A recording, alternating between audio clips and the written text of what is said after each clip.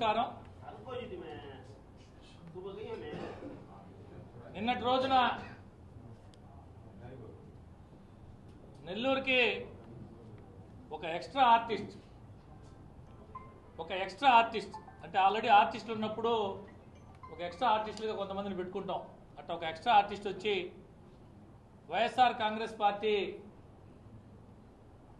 కార్యకర్తల నాయకుల పరిచయ వేదిక అంటే పాపం మా కొత్తగా నెల్లూరు నగర నియోజకవర్గానికి ఇన్ఛార్జిగా నియమించబడినటువంటి పర్వతిరెడ్డి చంద్రశేఖర్ రెడ్డి గారు శాసన మండలి సభ్యులకి నగర నియోజకవర్గంలోని నాయకులు కార్యకర్తలు తెలియదు కాబట్టి వాళ్ళని తీసుకొచ్చి ఈయన పరిచయ కార్యక్రమం పేరుతో ఈ ఎక్స్ట్రా ఆర్టిస్టు అనేక రకాలుగా అనేక మంది మీద పేర్లు ప్రస్తావించకుండా మాట్లాడడం జరిగింది. ఒక్కొక్కటి మీ ద్వారా నెల్లూరు ప్రజలకి తెలియదలుచుకున్నాం. మొట్టమొదటిగా నేను అనుకోనుంటే నెల్లూరులో నారాయణ స్కూల్స్ ఉండేవా, నేను మంత్రిగా ఉన్నప్పుడు అనుకుంటే నెల్లూరులో నారాయణ కాలేజీలు ఉండేయా, కాలేజీ కింద ఒక కాలువ పోతుంది, నేను అనుకుంటే ఉండేదా కాలేజీ అని చెప్పి మాట్లాడాడు. మేము ఎప్పుడో కక్ష సాధింపులకు పాల్పడలా అని మాట్లాడాడు. ఎక్స్ట్రా ఆర్టిస్ట్, నువ్వు ఇరిగేషన్ శాఖ మంత్రిగా ఉండేవు, జలవనరుల శాఖ మంత్రిగా, నువ్వు చెప్పే కాలువ కాలేజీ కింద కాలువ నీ శాఖ పరిధిలోదే. నిజంగా అది కనుక కింద కాలం ఉండి అక్రమ నిర్మాణం అయితే నువ్వు ఎందుకు చర్యలు తీసుకోలేదు? దాదాపు 2.5 సంవత్సరం పాటు నువ్వు మంత్రిగా ఉన్నావు, సంబంధిత శాఖ మంత్రిగా, నువ్వు ఎందుకు చర్యలు తీసుకోలేదు? అసలు నువ్వు కక్ష సాధింపు చర్యల గురించి నువ్వా మాట్లాడేది? ఈ ఆంధ్ర రాష్ట్రంలో నారాయణ సార్ మీద గత ప్రభుత్వం పెట్టినన్ని కేసులు, చేసినన్ని అరాచకాలు బహుశా ఎవరి మీద చేసి ఉండరేమో. ఈయన మాత్రం కక్ష సాధింపులే పోలా. మేము అన్నిటికీ ఎదుర్కొని, తప్పుడు కేసులను ఎదుర్కొని, అక్రమ కేసులను ఎదుర్కొని, న్యాయస్థానాలను ఆశ్రయించి అన్నిట్లో ఎదురొడ్డి ప్రజాక్షేత్రంలో 72,460 ఓట్ల పైచిలకు మెజార్టీతో విజయం సాధించిన వ్యక్తి పొంగూరు నారాయణ గారు. నీలాగా పారిపోయిన వ్యక్తి కాదు నారాయణ గారు. జిల్లా వదిలేసి ఇక్కడైతే నాకు డిపాజిట్లు కూడా ఉండవు, నేను నెల్లూరు నగర నియోజకవర్గాన్నే కాక జిల్లాని సర్వనాశనం చేశాను, ఇక్కడ ఉంటే నాకు మనగడ కష్టం అని చెప్పి జగనన్నను పోయి బతిలాడుకొని నర్సరావుపేట పార్లమెంటుకి పోయావు. అందరికీ మాత్రం నన్ను జగనన్న పార్లమెంటుకి నర్సరావుపేట పంపించాడు, నన్ను జగనన్న పంపించాడని చెప్పుకొని నువ్వు అంత శక్తి సామర్థ్యాలు ఉన్నోడువైతే నెల్లూరు నగరం నుంచే పోటీ చేయాల్సిందే. నువ్వా నారాయణ సార్ గారి నుంచి మాట్లాడేది? పోలింగ్ అయిపోయిన పక్క రోజు, బహుశా రాజకీయాల్లో అరుదుగా చూస్తూ ఉంటాం. గత అనేక సంవత్సరాలుగా నేను రాజకీయాల్లో ఉన్నా, ఈ జిల్లాలో రకరకాల పెద్ద రాజకీయ కుటుంబాలతో ప్రయాణం చేశా. ఎప్పుడూ లేని విధంగా ఫలితాలు రాకముందే, పోలింగ్ అయిన పక్క రోజే నేను నా కుటుంబం యొక్క సొంత నిధుల నుంచే కార్యకర్తల కోసం, ఎవరైతే తెలుగుదేశం పార్టీ కోసం కష్టం చేశారో వారి సంక్షేమం కోసం మా సొంత నిధులు, మా కుటుంబం యొక్క సొంత నిధులు ప్రతి సంవత్సరం 10 కోట్ల రూపాయలు, 5 సంవత్సరాలకి 50 కోట్ల రూపాయలు నేను వెచ్చిస్తా అని చెప్పి గర్వంగా చెప్పిన నాయకుడు డాక్టర్ పొంగూరు నారాయణ గారు. నారాయణ సార్ గురించి నువ్వు మాట్లాడతావు. ఆయన 4 సంవత్సరాల తర్వాత వచ్చాడు. 4 సంవత్సరాల తర్వాత వచ్చాడా? 40 సంవత్సరాల తర్వాత వచ్చాడా? వచ్చాడు, పోటీ చేశాడు, 73,460 ఓట్లతో గెలిచాడు. గెలిచాడా లేదా? నెల్లూరు నగర నియోజకవర్గ చరిత్రలో ఎప్పుడూ లేని విధంగా జిల్లా చరిత్రలో బై ఎలక్షన్లో కాదు, సార్వత్రిక ఎన్నికల్లో ఎప్పుడూ లేనంత మెజారిటీ నారాయణ సార్ గారు ప్రజలు పట్టం కట్టారు. ఆయన గురించే నువ్వు మాట్లాడేది. రాబో రోజుల్లో నేనేందో చూపిస్తా. పేరెత్తకుండా వేమిరెడ్డి గారి గురించి కూడా ఒక మాట మాట్లాడకపోయి ఆయన నా వల్ల ఏదో ఈయన వల్ల పాపం గెలిచేశారంట వేమిరెడ్డి గారు, వారి సత్యమణి ప్రశాంత్ రెడ్డి గారు. కనీసం వారి పేరు ఉచ్చరించే అర్హత ఉందా అని అడుగుతున్నా. వారి పేరు ఉచ్చరించే అర్హత ఉందా అని అంటున్నా. నువ్వు కూడా వాళ్ళ గురించి మాట్లాడితే వినేదానికే చాలా అసహ్యంగా ఉందని చెప్పి ఈ సందర్భంగా తెలియజేస్తాం.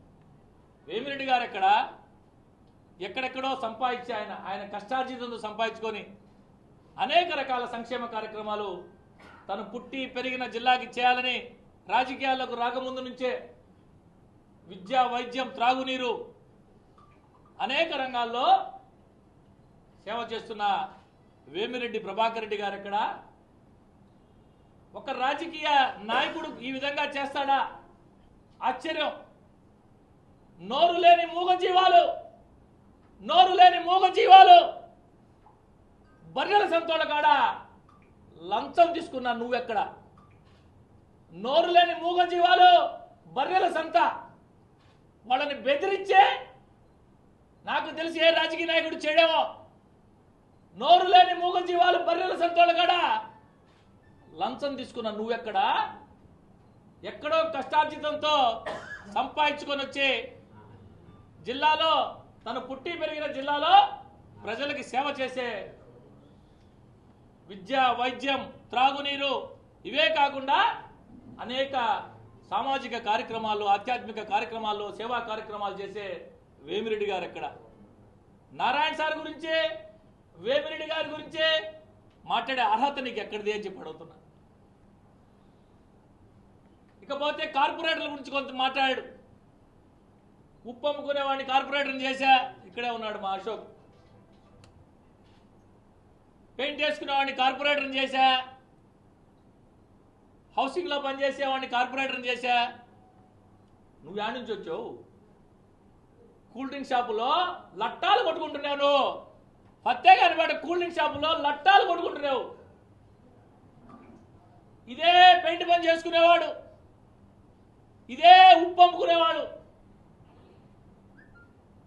ఇదే హౌసింగ్లో పనిచేసేవాళ్ళు, అనేక రంగాల్లో పనిచేసే వాళ్ళందరి కష్టం, వాళ్ళందరి చెమట, వాళ్ళందరి రక్తం కరిగిచ్చే నిన్ను ఎమ్మెల్యేని చేశాడు. 1-2 సార్లు ఎమ్మెల్యేని చేశారు. జగనన్న పుణ్యమాట మంత్రి అయ్యావు. నువ్వా కార్యకర్తల గురించి మాట్లాడేది? ఇక్కడే ఉన్నాడు సోదరుడు హాజీ. చిన్న పిల్లోడప్పటి నుంచి బహుశా రాజశేఖర రెడ్డి గారు చనిపోతే అప్పట్లోనే రక్త తిలకం దిద్దిన హాజీ కార్యకర్త. నీతో తిరిగే చెంచాగాళ్ళని పంపించే హత్యాయత్నం చేయించావు. అధికారాన్ని అడ్డం పెట్టుకొని 324 కేసు కట్టించి బయటికి తీసుకొచ్చుకున్నావు. నువ్వా కక్షలు, అక్రమ కేసుల గురించి మాట్లాడేది? మాకంటే పోలీసులు కావాలా? ఆయనకైతే ఏం అవసరం లేదంట. చాలాసార్లు విన్నాం ఇది గతంలో. నేనేందో చూపిస్తా రకరకాలుగా. నేను ఈరోజు అడుగుతున్నా సూటిగా, నాకు 44 ఏళ్ళేనో, నేను ఇంకో 20 ఏళ్ళు ఉంటా. ఒక్కడే నీ రాజకీయ జీవితంలో ఒక్కడే చంపదెబ్బ కొట్టేవా అని అడుగుతున్నా. నేను 60 రోజులకు సిద్ధపడున్నా, 90 రోజులకు సిద్ధపడున్నా, అవసరమైతే 6 అడుగులు సమాధికి సిద్ధపడున్నా.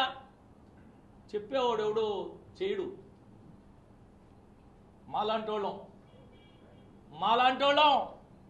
ఉప్పు అమ్ముకునేవాళ్ళం, పెయింట్ వేసేవాళ్ళం, కష్టం చేసేవాళ్ళం, రక్తాన్ని చెమటగా మార్చేవాళ్ళం. మేము కష్టం చేస్తే మా కష్టంతో శాసనసభ్యుడై, మంత్రి,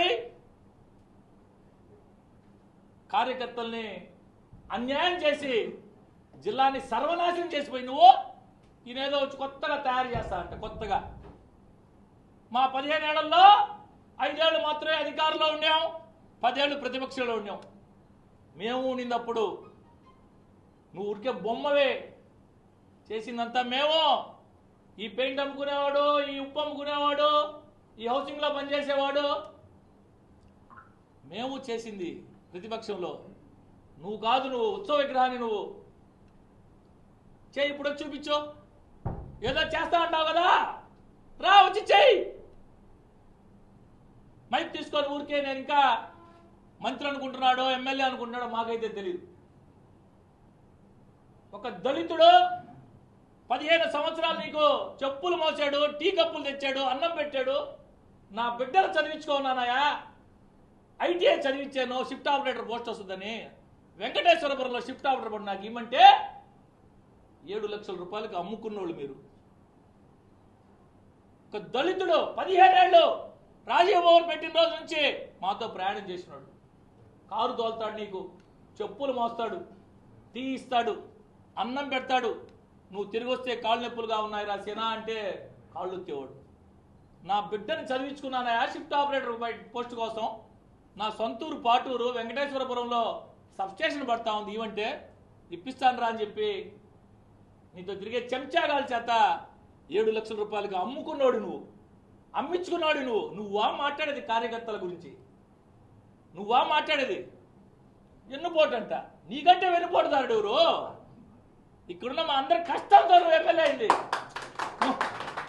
ఇక్కడున్నా మా అందరి కష్టంతో వెన్నుపోటుదారుడు అసలు క్షమించాలంట. అసలు నువ్వు ఎవడు క్షమించేదానికి? అసలు నువ్వు ఎవడు అని నీకేం సంబంధం? నెల్లూరు నగర నియోజకవర్గంతో కానీ, నెల్లూరు రూరల్ నియోజకవర్గంతో కానీ. నువ్వు ఎక్స్ట్రా ఆర్టిస్ట్వి. నేను కూడా ఉన్న ఎక్స్ట్రా ఆర్టిస్ట్గా గతంలో కొద్దిగా దగ్గర ఎర్రగొండపాలెంకున్న ఎక్స్ట్రా ఆర్టిస్ట్గా, అబ్జర్వర్గా, కొండేపుకున్న ఎర్రగొండలో ఉన్న రెండింటికి ఉన్న ఎక్స్ట్రా ఆర్టిస్ట్గా. నువ్వు ఎక్స్ట్రా ఆర్టిస్ట్ లాగుండు. పాపం జాలేసింది ఆ చంద్రశేఖర్ రెడ్డి గారిని చూసి నేను సాయంత్రం ఆ వీడియోలు చూసా మొత్తం. జాలేసింది పాపం. అయ్యో చంద్రశేఖర్ రెడ్డి సార్ ఏందబ్బా మా చంద్రశేఖర్ రెడ్డి సార్ పరిస్థితి. ఈయన మాట్లాడుతూ ఉంటే అతను కూర్చొని ఎట్టున్నాడంటే పాపం అంత దయనీయ పరిస్థితిలో ఉన్నాడు. ఈయన వచ్చేస్తాను, నేను చేసేస్తాను, కొత్తగా తయారు చేస్తాను. వెన్నుపోటు గురించి అన్నాడు. ఇప్పుడు చెప్తున్నా, కార్పొరేటర్లకు ఎవరికి నేను ఫోన్ చేయలా, నేను ఎవరిని పిలవలా, వెళ్ళిపోమని చెప్పా అని చెప్తున్నావు. ఇదే అందరినీ బతిలాడుకొని చెన్నైకి పిలిపించుకున్నావా లేదా? జనసేనలోకి పొమ్మన్నావా లేదా? ప్రమాణం చెయ్యి. ప్రమాణాలు సరిలే, నీ కొత్త కాదు, గతంలో ఎప్పుడో గుర్తుంది. అయ్యప్ప స్వామి మాలేసుకొని సాక్షి టీవీ కదా ఇంటర్వ్యూ ఇచ్చినాడు. అయ్యప్ప సాక్షిగా నేను అవినీతి అంటే నాకు తెలియదు, అయ్యప్ప సాక్షిగా నాకు అవినీతి అంటే తెలీదు, నేను లంచాలు తీసుకోలేదు, నాకు తెలియదు. బ్రాండీ షాపుల్లో లంచాలే తీసుకోవాలా, బాగాల పేరుతో డబ్బులు తీసుకోవాలా, లేఅవుట్ల కాడ మేమేం చేయలే. నీకు ప్రమాణాల గురించి ఎందుకు? కార్పొరేటర్లందరినీ బతిలాడించుకొని చెన్నైకి పిలిపించుకొని జనసేనలోకి పొమ్మన్నావు నువ్వు. వెన్నుపోటు అది నువ్వా నేనా? మేమా? నిన్నింత స్థాయికి తీసుకొచ్చిన వైఎస్ఆర్ కాంగ్రెస్ పార్టీకి వెన్నుపోటు పొడవాలనుకుంది నువ్వు. నీ మాట ఎవరు ఖాతరు చేయలా. నేరుగా వచ్చి పొంగూరు నారాయణ గారి నాయకత్వంలో పనిచేసేదానికి తెలుగుదేశం పార్టీలో చేరారు. అందరినీ బతులాడుకున్నావు, జనసేనలో పొమ్మన్నావు, జనసేన వాళ్ళతో మాట్లాడావు. నువ్వా వెన్నుపోట్ల గురించి మాట్లాడేది? నువ్వా? చాలా రోజులు ఎందుకులే అనుకుంటా ఉన్నాం. మేము అడుగుతున్నాం మీ ద్వారా, ఏ ఉప్పమ్ముకునేవాడు కార్పొరేటర్ కాకూడదా? ఏం పెయింట్ పని చేసుకున్నాడు కార్పొరేటర్ కాకూడదా అని అడుగుతున్నా. హౌసింగ్ డిపార్ట్మెంట్లో పనిచేసుకున్న వాళ్ళు కార్పొరేటర్లు కాకూడదా? పాపం నా మిత్రుడు, చిన్ననాటి మిత్రుడు, ఆప్యాయంగా నోరారా మావా అంటాడు కనబడితే, ఎదురు పెడితే. షేక్ ఖలీల్ అహ్మద్, ఎండి ఖలీల్ అహ్మద్, మహమ్మద్ ఖలీల్ అహ్మద్ నా దగ్గరకు వచ్చాడు. మావా వద్దు, నిన్ను గొంతుకోయేస్తున్నారు, ఎంత మేరకు అవకాశం ఉంటే అంత మేరకు వెనకేసుకో, జీవితం కనీసం నీ కుటుంబం అయినా బాగుపడుద్దని చెప్పకూడని మాట చెప్పా నేను. టికెట్ అనగానే అయిపోయింది, ఓడిపోయాడు. ఉన్న డిప్యూటీ మేయర్ పోయింది, ఉన్న కార్పొరేటర్ పోయింది, ఏవి పోయినాయి, ఉన్నటువంటి ఇన్ఛార్జ్ కూడా తీసేసి ఇంకో గారికి ఇచ్చారు. ఇది మైనార్టీల మీద నువ్వు చూపించే కపట ప్రేమ. మాటకు ముందు మైనార్టీలు అంటావే. ఏ 1-2 సార్లు కార్పొరేటర్గా పనిచేశాడు, డిప్యూటీ మేయర్గా పనిచేశాడు, నియోజకవర్గ ఇన్ఛార్జిగా ఉండేదానికి అర్హత లేదా? నీ స్వార్థం కోసం, బలి పశువును చేసేదానికోసం నర్సరావుపేట పార్లమెంట్లో దాదాపు 2 లక్షల మైనార్టీ ఓట్లున్నాయి. అందుకోసం ఇక్కడ ఖలీలు పెడతా అని పార్టీని గొంతు కోసి, పార్టీకి వెన్నుపోటు పొడిచి సర్వనాశనం చేసి నీ స్వార్థం కోసం పెట్టిపోయేవే. ఏమి ఈరోజు ఉండపళంగా ఖలీల్ అహ్మద్ ఎందుకు తీసేయాల్సి వచ్చిందని అడుగుతున్నా. ప్రసన్న కుమార్ రెడ్డి గారు తీలేదే, కాకాణి గోవర్ధన్ రెడ్డి గారు తీలేదే, రామిరెడ్డి ప్రతాప్ రెడ్డి గారు తీలేదే, మేకపాటి విక్రమ్ రెడ్డి గారిని తీలేదే, మేకపాటి రాజగోపాల్ రెడ్డి గారిని తీలేదే. ఓన్లీ నా చిరకాల మిత్రుడు, మామా అని ఆప్యాయంగా పిలిచే మహమ్మద్ ఖలీల్ అహ్మద్ మాత్రం తొలగించే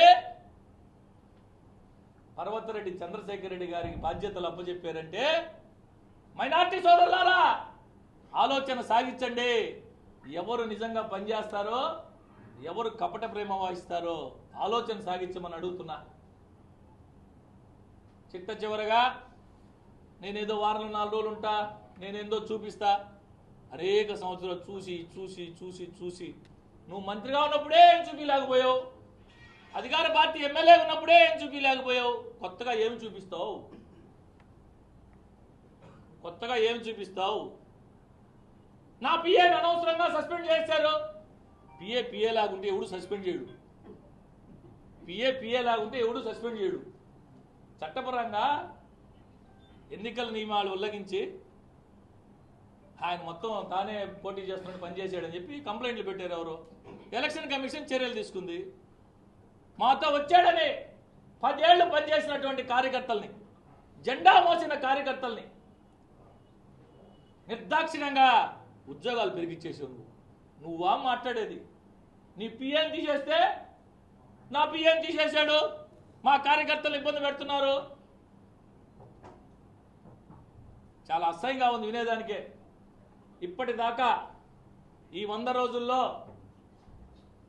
తెలుగుదేశం ప్రభుత్వం చంద్రబాబు నాయుడు గారి ఆధ్వర్యంలో ఎట్టి పరిస్థితుల్లో కక్ష సాధింపులకు వద్దు, అభివృద్ధి సంక్షేమం మీద దృష్టి పెట్టండి, ప్రజలకు కావాల్సిన మౌలిక సదుపాయాల కల్పన మీద దృష్టి పెట్టండి అని చెప్పిన దాని మీద మా నాయకుడు పొంగూరు నారాయణ గారు ఎట్టి పరిస్థితుల్లో ఎవ్వరు కూడా గతంలో జరిగిన మాదిరి చేయవద్దు అని అనేక సందర్భాల్లో టెలికాన్ఫరెన్స్లో కావచ్చు నేరుగా చెప్పిన దాని మీద మేమందరం మా వాస్తవిక మనస్తత్వానికి విరుద్ధంగా పనిచేసుకుంటున్నాం.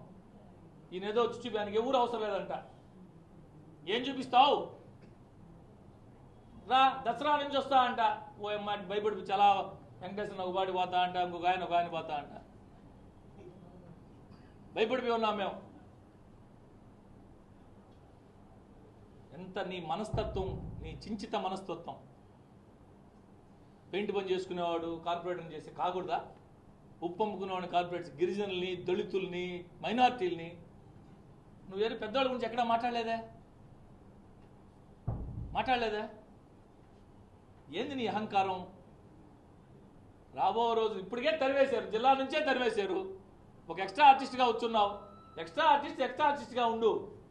గౌరవంగా ఇది పుట్టి పెరిగినూరు. మేము మా బొట్టలో పనిచేసావు అనేక సంవత్సరాలు. ఎంతవరకు ఉండాలో అంతవరకు ఉండు. నేను చించేస్తా, నేను చేసేస్తా. ఏంది నువ్వు చించేది? చించి అడ్రస్ లేకుండా వెళ్ళిపోయావు, కనుమరుగైపోయావు. ఏందో ఇది చించుతా అంటే తయారు చేస్తా అంటే తయారు.